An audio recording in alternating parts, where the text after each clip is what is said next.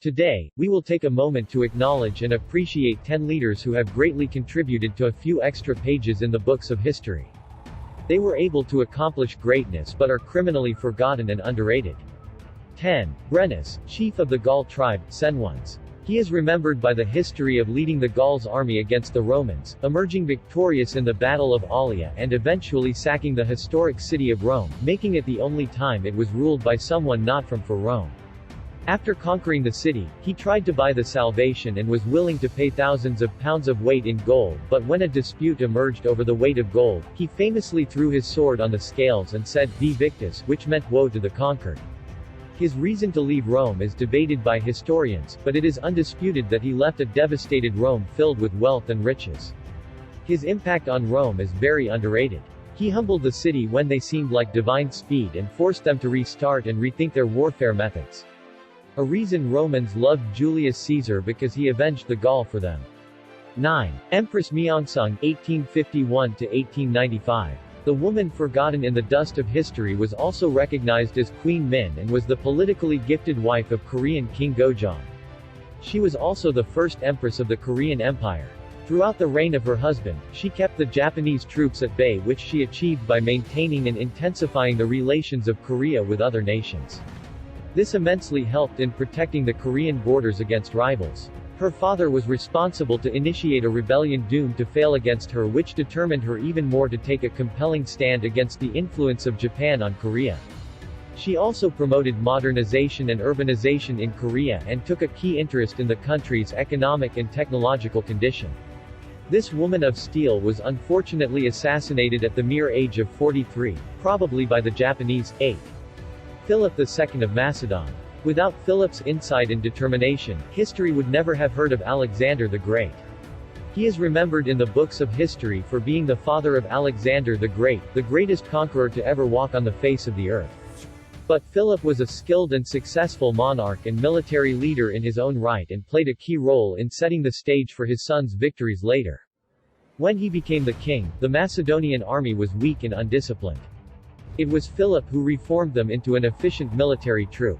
He conquered Athens and Thebes and went on to build a federation of Greek states, with him becoming the commander-in-chief. He is one of the forgotten leaders because nobody remembers the importance of his reign on the history of the world and as often deems him as a mere predecessor of a great king and conqueror. 7. Edith Wilson. She was the First Lady of the United States from 1915 to 1921, and not many people realize the fact that during the tenure of her husband, it was, in fact, her who was running the country indirectly. She played a powerful role in her husband's administration following the decline in his health when he suffered from a stroke in October of 1919. She technically performed as an acting president during his recovery, as she would oversee all the important matters related to the state, and she was the one who had the authority to decide and select the matters which were important enough and needed the president's attention. She served as a communication link between the cabinet and the president and requested that they send her all memos, inquiries, and requests first. I studied every paper sent from the different secretaries or senators and tried to digest and present in tabloid form the things that, despite my vigilance, had to go to the president. I, myself, never made a single decision regarding the disposition of public affairs. The only decision that was mine was what was important and what was not, and the very important decision of when to present matters to my husband. A senator even called her the presidentress who had fulfilled the dream of suffragettes by changing her title from First Lady to Acting First Man. 6. James Madison. Even though he is known as the father of the Constitution, and often included in the list of top 10 presidents, he is the only president whose wife is more renowned than he is. Still, history witnessed him becoming the first president ever to lead a country on the battlefield, ignoring the fact that it was the last resort. He is also the only president to exercise his role as a commander-in-chief of the military on the battlefield and the first one to face the gunfire while being in the Oval Office. He managed to achieve all this while chairing a split cabinet, a stubborn Congress, and worthless generals. He is also credited to create the Second Bank of the United States, a powerful military and a well-managed infrastructure. When he finally stepped down in 1817, John Adams wrote to a friend that Madison had acquired more glory, and established more union, than all his three predecessors, put together. 5. Napoleon III, a French statesman and Emperor of France, who is underrated in the sense that he is viewed as much worse than he was. He is known for losing Alsace-Lorraine in the Franco-Prussian War, but what is not known is how he was a staunch modernist who modernized France and, in a way, prepared it for the urbanization in the future. He built railroads and grew the economy and exports. He created the Paris the world knows it for, the architecture, monuments, and theaters. He gave rights to the workers, and education to the children. He was able to establish a modern and politically liberal empire, giving it back its place as a major player in the European power play. Moreover, he allowed the expansion of the French Empire in his reign and supported one of the greatest revolutions in naval warfare. Indeed, he was not a perfect ruler, but he played a huge part in transforming France and making it the way it is today. And we cannot negate that due to his political failures. 4. Mahathir Mohamad, beginning from participating in political protests to now serving as the Prime Minister of Malaysia, Mahathir's Mohamad political career spanned over 7 decades. He is recognized as the father of modern Malaysia. Many people may disagree with his political policies, but his loyalty and love for Malaysia are inarguable. During his first tenure as the Prime Minister, he initiated a period of rapid economic growth which led to modernization and urbanization in the country. He also inaugurated infrastructure projects and promoted education in the country.